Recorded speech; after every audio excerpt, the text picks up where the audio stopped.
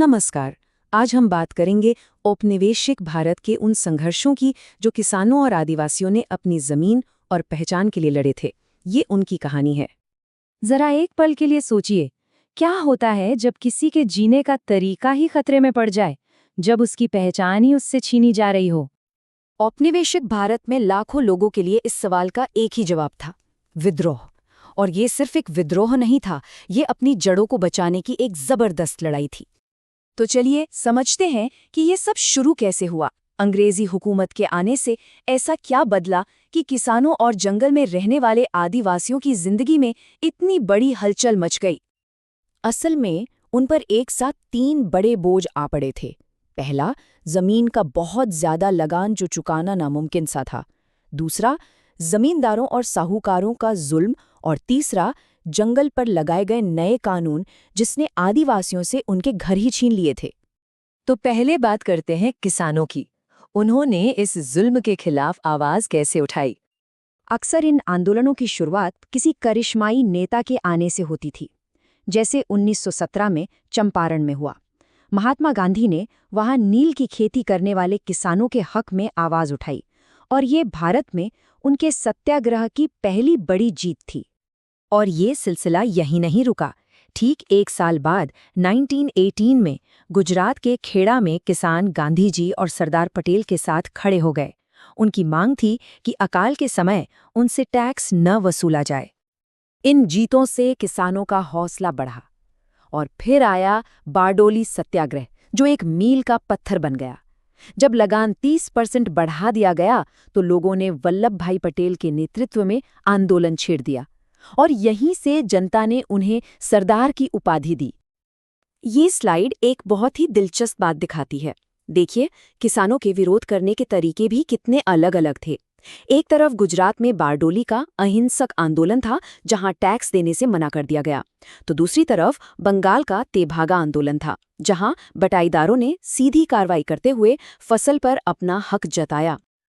अब किसानों के संघर्ष के साथ साथ एक और बहुत बड़ी कहानी चल रही थी।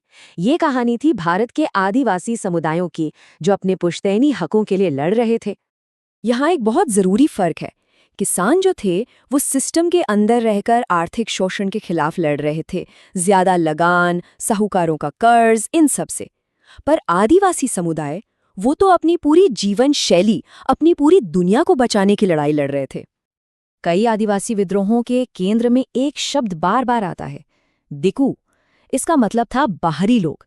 ये वो साहूकार, जमींदार और अंग्रेज थे जो उनकी जिंदगी में दखल दे रहे थे और उनकी जमीन जंगल पर कब्जा कर रहे थे। संथाल विद्रोह, जिसे हुल यानी एक महान विद्रोह भी कहते हैं, सबसे जबरदस्त विद्रोहों में से एक था। सिद्धू और कान्हू के नेतृत्व में ये जमींदारों और साहूकारों के जुल्म के खिलाफ एक सीधी लड़ाई थी, जिसमें कमाल का संगठन और हिम्मत देखने को मिली।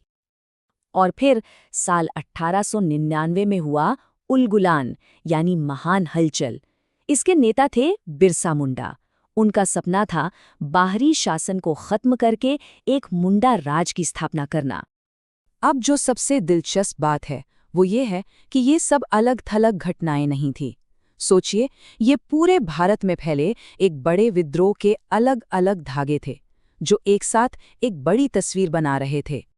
जैसे पूरब में देखिए, ओडिशा के पाइकों ने तो 1817 में ही अंग्रेजों के खिलाफ आवाज उठा दी थी।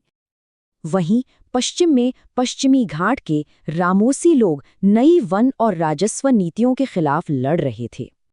उत्तर पूर्व में असम के अहोमों ने ब्रिटिश कब्जे और उनकी नई टैक्स प्रणाली का विरोध किया। उत्तर में पंजाब का कूका आंदोलन था, जिसने समाज सुधार के साथ साथ अंग्रेजों का जबरदस्त विरोध भी किया। तिरोत सिंह के नेतृत्व में मेघालय के खासी लोगों ने अपनी जमीन पर अंग्रेजों के सड़क बनाने का विरोध किया। और दक्षिण में अल्लूरी सीताराम राजू ने आदिवासियों के जंगल पर हक के लिए एक भयंकर गुरिल्ला लड़ाई लड़ी। तो सवाल ये उठता है कि इन सभी आंदोलनों का, चाहे वो छोटे थे या बड़े, आखिर मतलब क्या है? इनकी विरासत क्या है?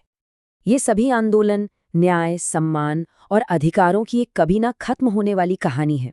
हाँ, एक बड़े साम्राज्य ने उन्हें दबा तो दिया, पर क्या वे सच में हार गए थे? या फिर उनकी वो आवाज, वो संघर्ष की गूंज आज भी न्याय के लिए लड़ी जाने वाली हर लड़ाई में सुनाई देती है। ये एक ऐसा सवाल है जो हमें सोचने पर मजबूर कर देता है।